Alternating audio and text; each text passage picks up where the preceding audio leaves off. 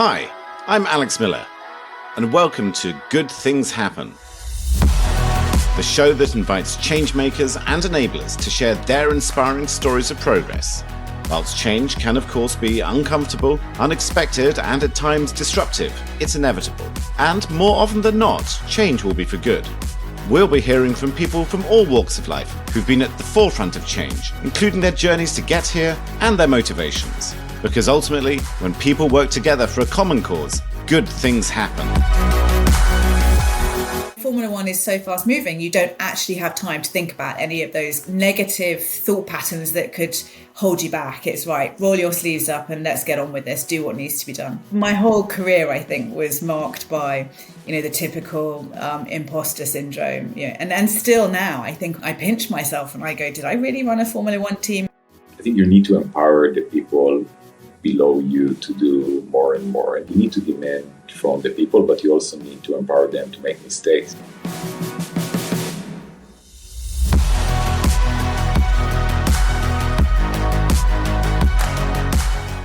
Welcome to our two guests, Yishai Fransis and Claire Williams, leaders in their respective fields. Maybe, Claire, I could start with you. Could you share a little bit about your current role and what you're doing and what most excites you about your work? Yes, so I now have, I think, what they call a portfolio career. Formerly, I was the deputy team principal of the Williams racing team, running that business.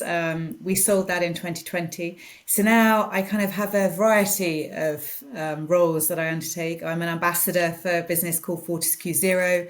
I am a media analyst for Netflix Drive to Survive program, all about Formula One. I have a charity foundation for the Spinal Injuries Association, and I have a few media projects bumbling in the background. But I think most of my time these days is spent doing a lot of public speaking appearances. I kind of go around the world talking about my brilliant 20 odd years in Formula One. Oh, and what an exciting time that must have been. Thank you. Yishai, and yourself, tell us about your role and your background. No problem, Alex. And first and foremost, I would say a big thank you for Claire for attending this panel together with us. Claire, you're inspiration to myself and to many other people here. And frankly, I feel quite humbled to be in the panel alongside you. Oh gosh, no. But Alex, to your question, so I've been at Citi for about 7 years, running tech investment banking for Citi across the EMEA. As part of my job, I would say that I come across many different innovative technology companies and entrepreneurs and investors. And if you ask me kind of what inspired me the most, it's really about learning more from them on how they are utilizing technology, innovation, and forward thinking to shape their respective industries, which is something that Claire has done, quite extensively through her role. And again, looking forward to continue the discussion today. Fantastic. Well, maybe I could ask us to kind of take a brief look back before we look forward. And when you think about your respective career journeys, maybe Claire, there must have been many, but is there a defining moment or perhaps a defining decision that fundamentally changed the path that you end up taking? Yeah, I grew up in Formula One, I suppose you could say, and I started my career in motorsport. That wasn't necessarily the plan. My parents did not want me working at Williams, but I kind of ended up there after being made redundant after working at Silverstone for a few years. And I had a brilliant kind of first 10 years, I suppose, of my time working at Williams. But the probably defining moment of my career was when Toto Wolff came into Formula One. He came in through Williams. He bought a shareholding. He bought a percentage of my dad and Patrick's shares in Williams. He started his career there, but Mercedes called him in the back end of 2012 and wanted him to run Brawn, which they were looking at buying at the time. And Toto called me to a meeting with him and Bernie Ecclestone. I thought it was all about sponsorship. And that they had a sponsor lined up for Williams, and that was my role at the time, bringing in sponsorship. But as it turned out, they were wanting to have a conversation with me about whether I fancied or felt that I was ready, I suppose, to run a Formula One team.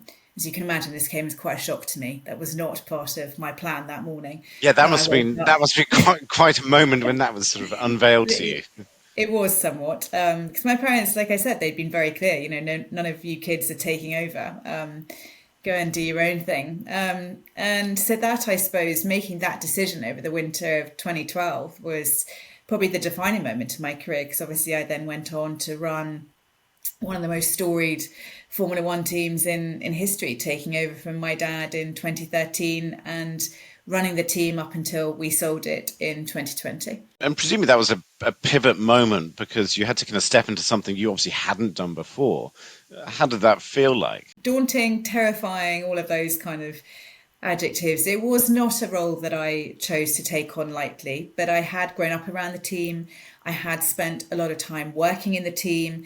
We weren't doing very well at that time in the championship. We were kind of coming 8th, 9th, 10th in the championship. And I felt that maybe I could inject some of my knowledge and skills and understanding of my team into it in order to try and turn things around. There were some quite obvious things that I thought, if we just did this, if we just did that. I kind of took the leap, I suppose, and decided to give it a go with the very clear understanding in my head that if it did not work out, I would step aside. Because that's, my dad as well, he had very big shoes to fill. Not that I ever had an intention of filling them. I was kind of acting more as a guardian, I suppose, for my dad's team. And so for me, it was an enormous decision to make, but one that I thought, okay, I will give this a go. But clearly there were some enormous challenges. I was trying to take over this great racing team from my dad, who was an icon in Formula One. I was the youngest leader of a Formula One team at the time. I was 36, and I was one of only 2 women to ever run a Formula One team. And for most of my time running the team, I was the only woman. And so those were some of my, I suppose, key challenges when I took the role on, and not least, I'd never run a business before. I had quite a few kind of things that were like, oh my God. So a lot of things were kind of converging together there. Yes, Incredible. A little bit. But, Formula One is so fast moving, you don't actually have time to think about any of those kinds of challenges, any of those negative thought patterns that could hold you back. It's right, roll your sleeves up and let's get on with this, do what needs to be done. Well, that's incredible. Yishai, if you think about the same question for you, you described, I guess, your career to date, but was there a particular moment where you knew this was a fork in the road or defining moment? Yeah, I think it's a tough question, right? Because always when you look back at your career, there are certainly forks in the road, but sometimes you take decisions that are somewhat random by nature, or you try to be very thoughtful about it, but then that pivot takes you to a completely different tangent. And I'll give 2 examples. So I grew up as far removed from the finance world as you can imagine. I studied computer sciences and math. I was actually in the Israeli military for about 7 years as a captain. I ran a large unit within the intelligence corps. Then I went to work for a bioinformatics company right after the discovery of the human genome. And then I decided I want to move more to kind of business development side of the equation. And so I ended up moving to the US. My wife at the time was in the middle of her PhD program. Both of us ended up moving over to the US. I went to the West Coast. She went to the East Coast. I decided to study finance, but the main objective was after business school at the time to go and work for a large tech organization in the West Coast, right? And kind of move more towards kind of the business development role and then progress to the executive rank. And I didn't even know what is investment banking before kind of starting business school. And I thought that doing investment banking, but really focusing on tech. So I've been focusing on 25 years almost covering the tech sector. I thought that would be a good compromise between kind of marrying my passion for tech, but also really kind of accompanying and supporting companies in the most pivotal moments of their history, whether it's IPOing, capital raising, doing large M&A, selling themselves, right? And then I ended up in banking, and again, focusing on tech banking. There was a period of time that I did leave banking for close to a year. I went to do corporate development and strategy for a large video gaming company called Electronic Arts. And then I came back to banking. So I guess, pivotal moment, number one would be really kind of changing career trajectory and moving more to investment banking. The second pivotal moment was when I decided to leave the US. I used to live in the West Coast, Silicon Valley, and then moving over to Europe. And to me, what really enticed me at the time was that we are so behind in innovation when you look at the European market versus the US market. I'll give you an example. Like back at the time in Europe, it was all about semiconductors, it was all about comm equipment. And you see this tidal wave happening in the US with next generation software companies and cloud companies and some of the internet giants being formed. And Europe was just very, very, very remote. And so to me, there was a great opportunity to move to a market where I know that there is going to be a major technological transformation, and being able to support the ecosystem or fabric of companies and entrepreneurs and investors from very early stages. So I would say that was a pivotal moment number 2. That's a great segue. Obviously, we have the Citi Disrupt Tech conference coming up, which I know there's going to be a lot of these companies and speakers kind of talking at, but into the leadership and innovation sort of field. Claire, you mentioned in passing, you've been a leader in a male-dominated field. Obviously, you're in that kind of constantly evolving tech sector.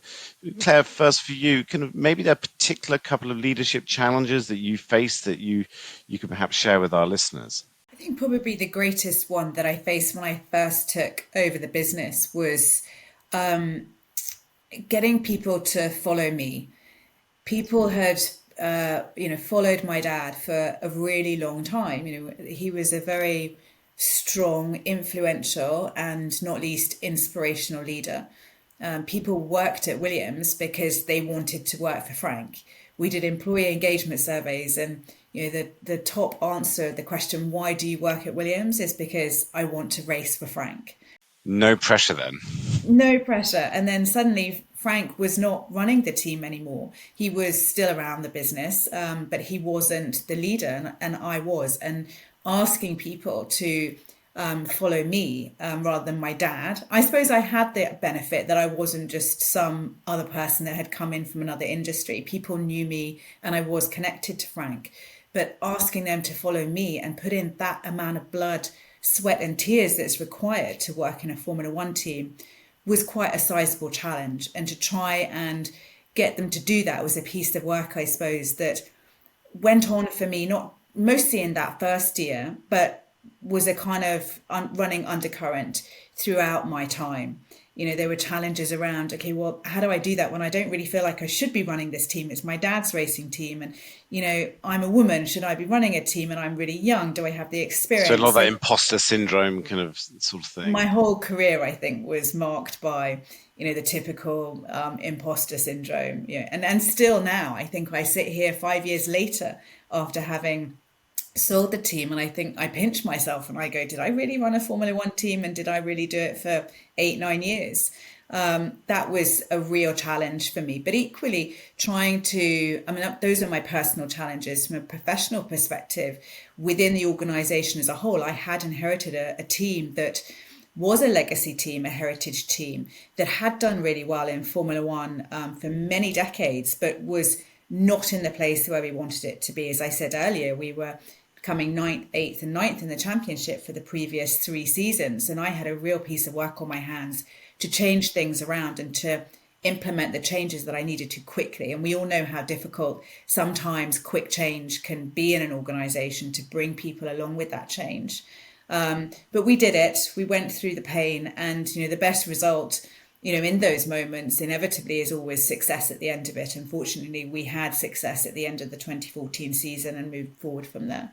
And presumably you had needed to paint a vision which had a kind of defining line that was the past, we're moving forward, and this is the picture I want you to sort of buy into. It wasn't so definitive, I don't think, actually. I actually wanted to bring back the kind of real Williams spirit that I felt that we'd lost, that my dad and his business partner Patrick Head had engendered across the organisation in the 80s and 90s. I felt that we'd kind of lost that going into the back end of the 2000s and in the early 2010s. And so actually it wasn't for me, right, I'm Claire, this is my team now, and I'm going to, stamp myself all over it, and this is the way I want it done. I actually really wanted to resurrect the brilliant culture that my dad had created years before, but to put my stamp on that and do it in my way, in my image, I suppose. Well, if I can pick up that point around culture, and Yishai, you've worked in different locations and different businesses and different industries. Yeah. How do you think about that kind of culture and leadership aspect that kind of Claire was talking about, and how do you kind of create a culture that allows a team to not just punch above its weight, but then sort of go on to enduring success? Yeah, look, I mean, so it's a tough question, but I'll try to kind of unpick it a bit. When you ask people about investment banking, I mean, the first thing that comes to mind is an industry that is being male dominated, being incredibly hierarchical, being very aggressive, horrible work-life balance, and yada, yada, yada, right? So I think for me, creating, and by the way, it's also very transient. If you look at the number of people that leave and start every year and the churn that you have in the employee base, it's very, very transient when you could look at kind of core investment banking. So, when I think about my team today and also the evolution of the team, I will make a couple of points. First, we have more than 50% females, right? And even in senior leadership, i.e. looking at the senior executive managing directors and directors, we're 50-50, right? Which I think is very, very much unprecedented when you look at the industry. And I do think that there is a huge value in having a diverse group of executives and a diverse group of leaders that are running the organization, because you bring complementarity to the team and a balance to the team that you cannot get otherwise. And frankly, even in front of clients, I mean, if you think about tech executives, they couldn't care less if it's a male or a female. They care much more about content. They care much more about and I think that's one of the very few industries that, frankly, you have more. You have a lot of female tech executives, right? Which you do not see if you go to a paper company or industrial company, or frankly, Claire, even in your industry, it's a good barometer. But tech is different, right? And we wanted to make sure that we are balanced the same way that our clients are being balanced. So I would say that's point number one in terms of diversity. Point number two. I think in investment banking, every year you start carte blanche, right? It's almost like sales in any other kind of large organization where, there's certain pipe that you need to fill in the beginning of the year, and then you kind of execute towards that. And, I think what is quite unique about us and the way that we think about the business and kind of achieving success, I think you need to empower the people below you to do more and more. And then the big question is actually, how do you empower them in an environment where, especially at young ages, I mean, they barely get any client interface. And to me, the way that you do it, you need to demand from the people, but you also need to empower them to make mistakes. You need to empower them to kind of make their own decision and carve out their own path in life and in business. And just being alongside them. And if someone deviates, I mean, you just kind of bring them back in. And I'm all about empowering and really kind of leading people and driving leadership by creating culture. To me, humility is a really big part of the way that we and I personally operate, and a leadership value that I'm looking to instill at my team. The other point, which I think you'll find interesting, I think in an environment that is incredibly competitive, you need to have like deep passion inside of you to push you to win, to push you to do more than the other partner. And I think oftentimes you're going to get measured right at the very end when you get to the finish line on who kind of put this extra push, right? And who leans forward before they cross the line. And I think that's the type of characteristic that we're trying to instill at the team. Always think about the extra edge. Always think about how you differentiate. Always think about how you foster and create value for clients. And always go the extra mile, because all of your competitors are going to do it. So you really, really need to do the same. That analogy, of course, is very relevant to crossing the finish line.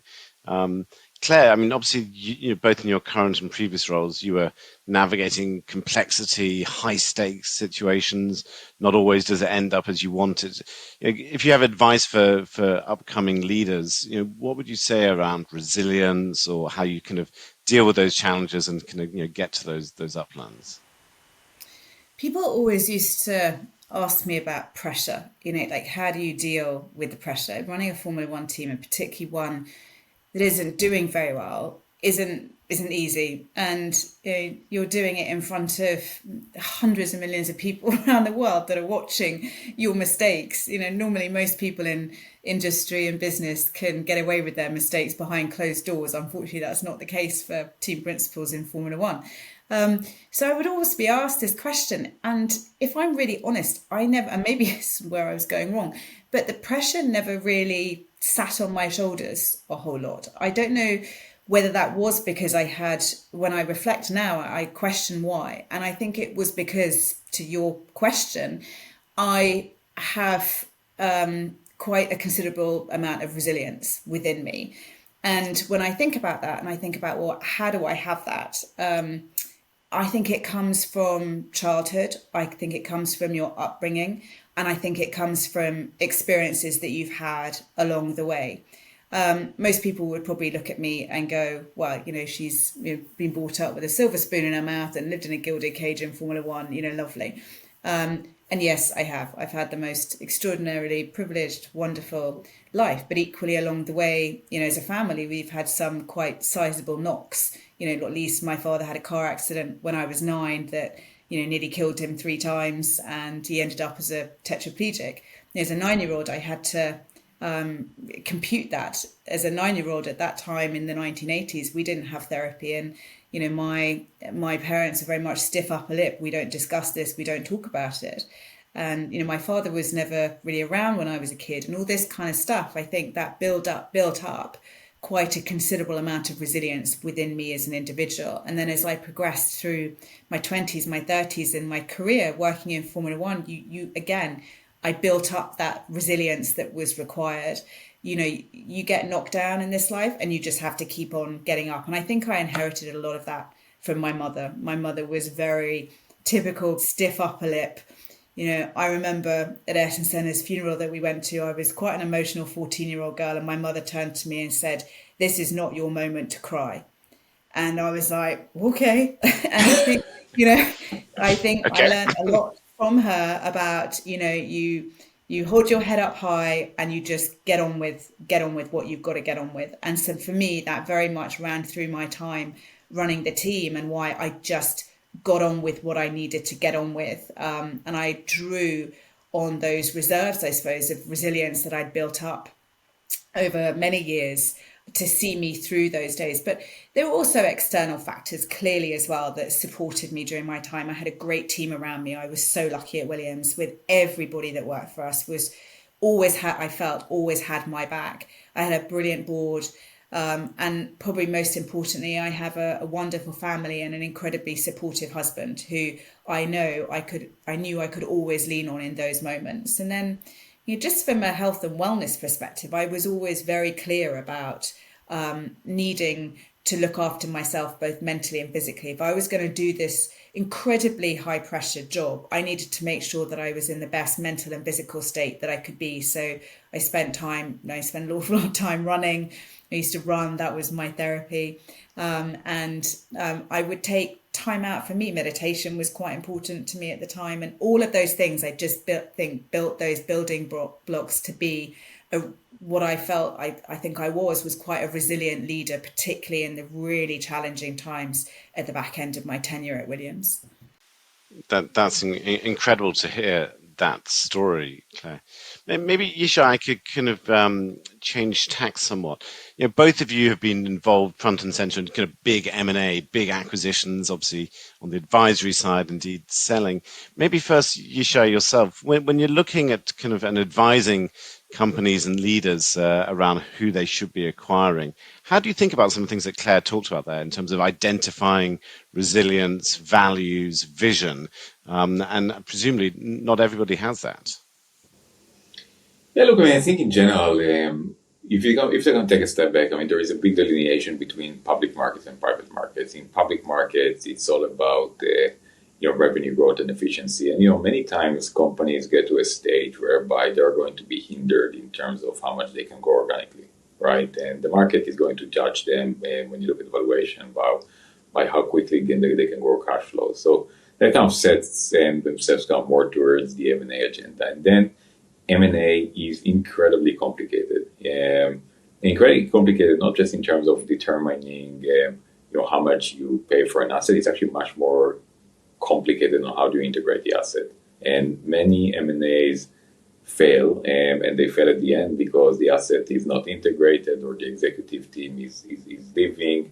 So I think you need to have some form of a compass to determine where you want to go. Like, what is the end goal? If we buy company X, then what do we do with company X? How we can accelerate our operations, how we can drive more cost efficiencies, how the executive and leadership team is going to be integrated, how we do it in the most seamless fashion. And that's where a lot of the M&As fail. So I think it's almost like you need to start from the end and saying that, look, provided they solve the negotiations around pricing and structure, and what do you do the day after, right? And I think once you have visibility on what you do the day after, that sets everything in motion. So I think the whole thinking around integration and how it really fits and how we can accelerate our revenue growth or drive more efficiencies, I mean, it's a big part of doing M&A. Even in M&A, I mean, you have what I call more tactical M&A. So these are more tuck-in acquisitions versus more transformational M&A. And think about the likes of Facebook and Instagram or Google and in YouTube, or when kind of Google or Microsoft made their first foray into the advertising business, or some of the big deals that SAP has done over the course of its life. I mean, those would be really transformational acquisitions that kind of puts you in a different market or provide you a different product which you can meaningfully upsell to your existing customer base, and that requires a lot of thinking. And sometimes deals can be big, and you get a lot of pushback from the board and other internal stakeholders, and sometimes even it's from the public market. So I think you also need to, a lot of the M&A is getting into consensus in the M&A process from the senior executive leaders, from the people within the organization that ultimately will end up assimilating the business, from your stakeholders being public investors or private investors if you're owned by private equity. So I think that's also a big chunk of kind of M&A and deal making, is making sure that you have the right alignment across all the stakeholders and able to build consensus on big strategic decisions. That's fascinating. And Claire, of course, you've seen this from the inside before, and obviously, ongoing in your many roles as well. When you think about kind of values of your organization, whether current or previous, and then organizations you want to partner with, how do you think about that, and who you choose to kind of spend time with? Values for us at Williams they were kind of at the heart. They were the bedrock of our organization. I think we were very much renowned for the kind of family values, I suppose, that we had within our team. And it was something as part of the cultural transformation program that I put in 2018, 2019, was to kind of re-energize or reignite the values that we had as an organization that were kind of deep rooted, but we hadn't really talked about, discussed, and really been proud about, I suppose, for many, many years. Williams, that family value was at the heart of who we were, teamwork, excellence, all of those kind of important ones too. But who we are and how we operated, behaved, and ran our business and worked was really, really important to us. And when we went out into the market, for example, if you're asking about partnerships, sponsorships were our lifeblood at Williams. They were what kept us racing. But that didn't mean that we would always take money from anybody. We always very much looked at the core values at the heart of the prospective partners that we were looking to partner with at Williams as well. That was hugely important to us. We wanted to ensure that the people that were going to come along into our team and be part of our Williams racing family for 3, 5, 10 years shared the same values that we had at Williams, that they went about their business in the same kind of way that we did. Not least because I very much always believed that partnerships based on those shared values always have greater success, but they're going to have the longevity. They're going to be successful if you're working with people that share those core values that we very much had and held at Williams. So integrity right at the heart of it. Exactly, integrity and how we go about our business and how we go about racing. If we think about all the innovation that kind of drove all the success that Williams had over the years, are there areas that you felt Williams at your time there really leveraged particular innovation or technology to kind of make that leap forward in that sort of ever continuing competition? I think one of the great things about Formula One is how innovative as an industry it is, and in such a fast-paced way. I think from a Williams perspective, there were certainly two really impressive eras where Williams as a team contributed to technology and innovation and to, I suppose, the world as a whole. Back in the 90s, some of the cars, the engineering that went into our race cars under Patrick Head's just utter engineering genius was extraordinary. And maybe the older listeners among us now will remember the Nigel Mansell 92 car, the FW14B, which is still classified as one of the most extraordinary pieces of engineering that has ever been made. You could effectively run that car from the pit wall without a driver in it. It was so technologically advanced, so many innovations on that car, and now have trickled down through into the automotive business. Traction control, all this kind of stuff that was developed in the 70s, 80s and 90s have all now on our road cars that we're all driving in our everyday lives. And that's quite incredible as an industry. But what I found fascinating was the work that we particularly were doing in the 2010s at Williams. We had an advanced engineering business alongside the F1 team that effectively took the technologies that we were developing and had developed in Formula One and was commercializing them. So I suppose it was a bit revenue enhancement for us, and leveraging those brilliant technologies and applying them to other industries. And at the heart of that was around battery technology. So in the sustainable space, which is clearly so important now, we were working in aerospace, defense, wider automotive, even in healthcare, taking the technologies that we had grown and developed at Williams and applying them for greater good, so to address some of the key issues that we're facing in society today. So as just one example, we had developed a widget that basically you could retrofit on those cooling fridges that everybody walks through supermarkets and feels they need their thermals on just to walk through it, they're so cold.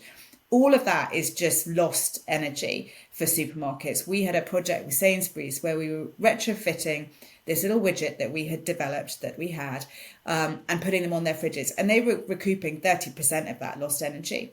So not least is it a better customer experience, but it equally was saving Sainsbury's as an organisation huge amounts in their energy bills. And as a byproduct, but the most important byproduct is that it was better for the environment. So what I loved working on with the advanced engineering part of our group was those technologies and seeing how Formula One could actually have an impact on these far bigger issues that we're all facing now and trying to work out solutions in a fast-paced way. And that's where Formula One just does things so brilliantly. It brings these things to market so much faster than anyone else can. And just as a legacy piece, I suppose, for our family, you get to go racing around the world, driving these Formula One cars, and it's brilliant and it's wonderful and amazing. But actually we were able as well through that work to give something back. And there are many other examples of projects that we had during that time that were really making a difference in, as I said, healthcare, defense, aerospace. And those were the technologies that are driving the conversation forward in this space that is now so important. And what a legacy, absolutely. And few kind of industries are exciting as dynamic as that sport, of course. Yishai, what about yourself? When you think about all the innovation that sort of seems to be perpetually kind of being bombarding us, both in the the finance sector and more broadly, what are you most excited about? What's been most impactful in your career? Yeah, so look, I try to kind of answer it from multiple vantage points, right? The first one, when you look more broadly and you look at technological innovation, whether it's the shift from mainframe to client server and then to cloud compute, whether it's the advent of the internet, the advent of mobile, and now the advent of AI, all of these technological changes created huge impact. And by the way, the huge impact didn't only apply to the tech industry, it also applies to almost every other industry that procure and buy software or hardware from tech companies, right? And Alex, I will talk about tech and AI more succinctly. But before I do that, and if you look at the banking industry, I'll give you a couple of data points. If you look at the closure of branches, right, physical branches over the course of the last decade in some markets, right, I think we significantly reduced our physical footprint. Nonetheless, if you look about banks as a whole, we spend procuring technology at Citi, right? And it's not only us; it's us and our competitors. So the key question mark is, how do we actually harness technology and being more effective in the way that we do business? And that kind of ties to a much broader discussion on AI. When you look at AI today, the big challenge that we have in AI is that there is a massive disconnect between input and outputs. And what I mean by input, think about how much companies are buying GPUs or spending on infrastructure as it relates to hyperscalers. And when I talk about output, is the corresponding productivity gains, i.e. more revenues or cost reduction that ultimately the users of AI are affecting in their respective businesses across industries. And today, there's just a massive disconnect, right? We're talking about like hundreds of billions of dollars a year that goes into AI spend. And we're not talking about hundreds of billions worth of productivity. And you need to get a multiplier effect of productivity to that to justify sustained investments. But we're still in the beginning of the journey. And I'll give you a couple of examples kind of from a vantage point of a financial institution. And when we think about how we can leverage AI in our business, I mean, one chunk of it would be to change the way that we interface and interact with our customers, right? So whether it's AI chatbots or virtual assistants, as opposed to you waiting for 15 or 20 minutes on the lines for a teller to come on the other side or banker, I mean, you can do it much more effectively with AI. You can think about the credit scoring, right? I mean, so as opposed to kind of a very manual process with committees, you can actually leverage a lot of data to do credit scoring. You can think about managing wealth, like how do you invest? Think about the likes of robo-advisors or AI-powered platform that will actually be much more scientific in terms of kind of recommending portfolio allocation. You can think about kind of banking being more efficient in how you automate back office processes like accounts reconciliation or compliance or regulatory interface. So the point that I'm making is that there are tons of different ways that we can harness the power of AI to become more efficient in the way that we do business and to also drive more revenues from customers. Because one thing that banks do own, they own the customers, whether it's individuals like all of us on the line here that manage our banking affairs with a given bank, or it's corporates that also manage their payments and cash with a given bank. So they own the customers, I think, but AI is also one of the biggest risks, right? Because that also set the stage for new upstarts that can potentially disintermediate or innovate faster than the traditional industries and coming with solutions that are cheaper or more effective. And I think the jury is still out there, but I'm very, very optimistic when you think about kind of where we stand today. And again, I'm talking about the traditional investment banks, but I mean, you can really generalize it across many, many industries. I think that there's going to be a massive tidal wave of transformation that's happening not only in the tech sector, but across all sectors, right? And we're at very early innings. I mean, Claire, to the business that you're running, think about kind of autonomous cars, right? And I'm not sure if any of you have been in San Francisco recently, but I was there a few weeks ago and I tried the Waymo car, and it's amazing. I mean, within 2 minutes where you sit in the car, you forgot that you're even driving an autonomous car, and you can check your email or do other stuff. And I think that's where the market is really, really moving quickly into. And I think in any industry, and Claire, I would love to get your take on that as well, because in every industry, you should see meaningful transformation and the efficiencies that are coming from that. Yeah, I guess that's a really great moment or point of optimism to kind of ask this question, Claire, and then Yishai, reflecting back on everything you've seen in that journey around kind of innovation, change. What advice would you give to your younger self, or indeed to emerging leaders out there? And what are you most excited about kind of in your professional or personal lives at the moment? So maybe Claire first. I think for, one of the mistakes that I made in the beginning was that, imposter syndrome that we talked about at the start. I did not lean in, to coin that phrase, did not lean in to my job quickly enough. I was quite afraid of suddenly being in this position, being a leader. I was always asking permission to do stuff. I would always say, would you mind? And I suppose that was natural. I'd been propelled into this leadership space where, in an organization where a lot of people had known me from when I was 3 or 4 years old, and suddenly I was the boss. It was a transition for them, but it was a transition for me. And I took quite a while to get my head in the right space that I am the leader now, and everyone's looking at me to drive this racing team forward. And so my advice to my younger self, my advice to any leader or someone stepping up, into that leadership role is always to believe in yourself and to know that somebody has put you there because they believe that you can do that job. So have faith and trust in your abilities, that you can do what you're being asked to do, and you have every right to be there. You're there because you are there on merit, because you have earned that position, and to not shy away from it. The greatest bit of advice that I was ever given was to stop asking for permission and start asking for forgiveness. And my CEO said this to me. I think he got really annoyed after about 6 months of me continually kind of pussyfooting around everything. And he just said, for goodness sake, Claire, you are the boss. Get on with it. If you make a mistake, fine, put your hands up and just say, sorry about that, guys, let's move on. And I probably operated against that bit of advice for the rest of my time. And it was the greatest bit of advice. And I always share that with any leader stepping into a new role, as far as and wide as I can. That's amazing advice. And what excites you kind of looking forward here, Claire? Do you know, one of the greatest things about my life and my career now is I never quite know what's around the corner. And that was one of the things I loved about Williams and working in Formula One, is no one day was the same working in a Formula One team. And I always thrived on that. And I have managed to retain that kind of essence in my life now. I don't know what projects are going to come my way. 1 minute I could be working on, a legal case. The next I could be advising on someone buying a Formula One team. The next time going and talking about Williams or being on a podcast like this. And I think that is the great thing about life, when you can achieve real variety. It's such a privilege.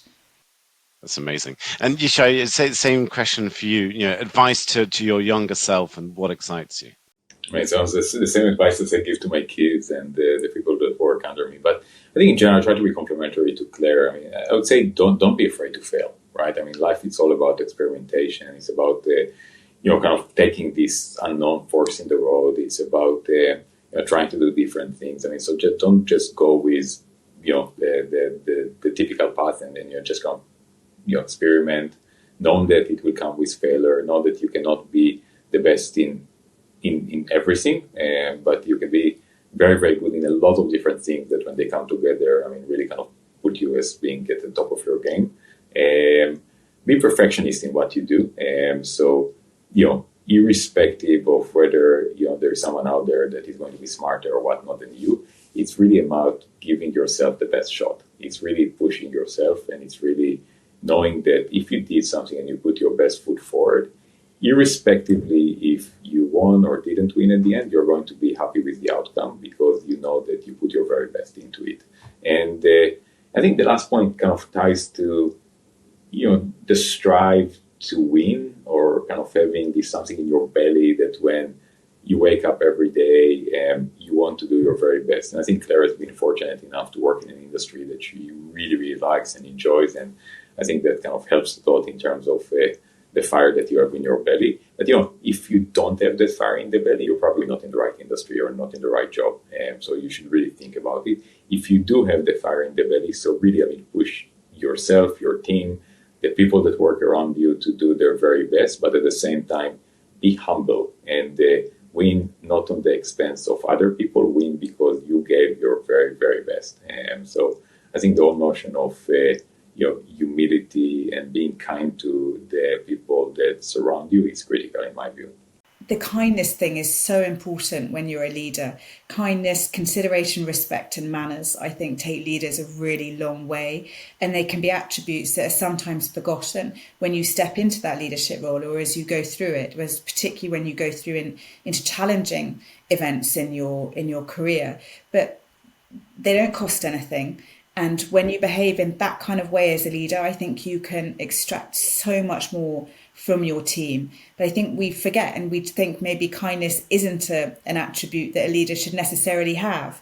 But I think that it's probably one of the most important attributes that any leader should have is care and consideration, respect and manners for the people around them that work for them. Well, Claire, Yishai, thank you. You've been fantastic to have on the show.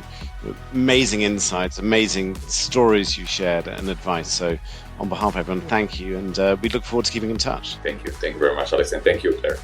Thank you for having me. Thank you, Yishai.